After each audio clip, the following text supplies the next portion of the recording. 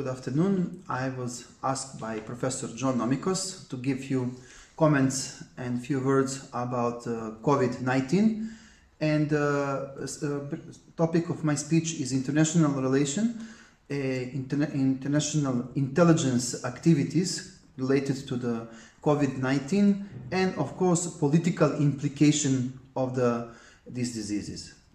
Definitely, the most of the intelligence, sophisticated intelligence, they have to understand and clarify exactly what is the threats and what is the risk for national and international security, particularly all these threats coming from international arena,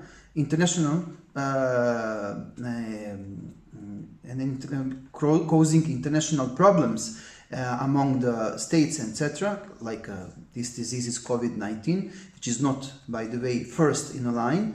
Role of intelligence is very crucial. Intelligence have to inform a national leadership about threats and what is basically respond to the sovereign states on the risk and threat.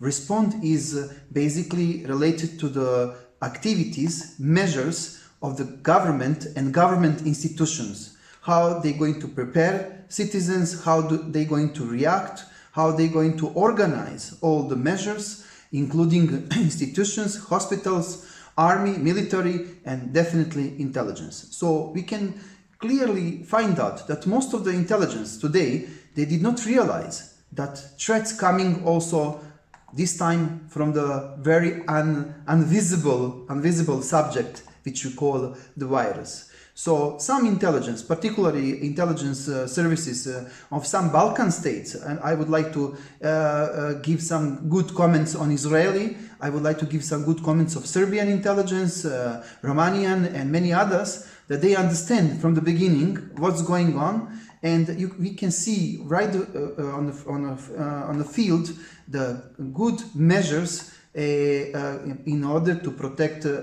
civilians and entire population. Now, the few comments about international relations. Someone will pay the damage, either national states or some state that it is blamed that did enough in order to inform international community or did enough to protect virus to not come out from the labs. Today there is many opinions and many studies indicating that this is not a human-made virus. Another study say that this is a human-made virus, but definitely we need qualified experts to give us exactly what's going on and how a virus was created and how basically we can respond on that. There is, of course, interesting story right now that some countries are misusing the situation in order to benefit out of that. There is some kind of the virus diplomacy or virus protection diplomacy, which we can clearly understand that some countries are basically using the whole situation to widespread its own influence, and this is something which clearly is not welcome in this situation. Just while we are talking now, I received information that there is some lab in Russia. It's called Vector Institute, and this institute is known by few accidents that some employees of this institute misuse techniques, misuse situation, misuse equipment and everything, working with dangerous viruses, and that few times there was a linkage of that. And at the moment, international intelligence and international communities basically are focused to determine whether virus come from lab or whether a virus is humanly made and intentionally or coincidentally released to damage population, but not of the one state, but of the international community. So the world will not look the same before and after coronavirus. Definitely, these threats coming from this invisible enemy will change our way of lives, will change our approach of everything, and will give us a lot of things to learn out of the crisis, Number one, we have to learn and teach our intelligence how to determine, how to find out what is the threats, what is the risks. And then we come into the field of education from the field of intelligence and security studies. Most of professors, most of the faculties, universities all around the globe, they don't teach intelligence, they don't teach security as a science. They don't even understand why security is a science, why security as a science is established in 4 major theories, what is the methodology of the science of security, and on that basis they don't recognize the threats. The science of security, one of the methods is predictions. I will mention a few methods, definitely. The first method of science of security is collection of data. Second method is it's analyzing of data.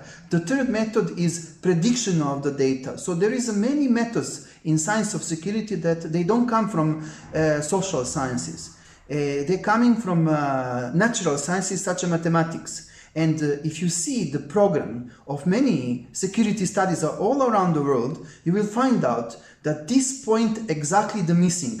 And that is the point that I see out of my best knowledge, that we need to work much more how to improve security studies, how to prove that security is a science, not any kind of the study group among the international relations, because international relations are not science. There is a dispute among the scholars about international relations, but definitely security cannot be integrate in international relations.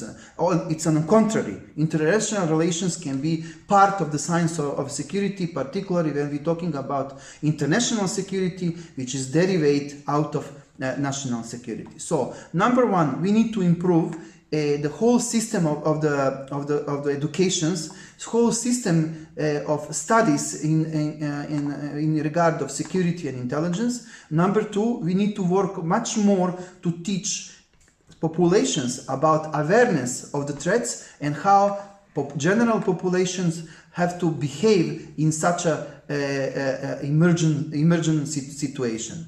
In former Yugoslavia, we used to have even the subjects in high school. The subjects was called civil protection, and high school kids, they learn how to protect themselves, how to protect society, and how to behave in this kind of the situation. So we might think that again we come to the education and awareness, that we shall introduce to high schools all around the world some special subject which is called security culture of the youth. This is something from the beginning. And then we will have a wide population all around the world ready to respond to the threats.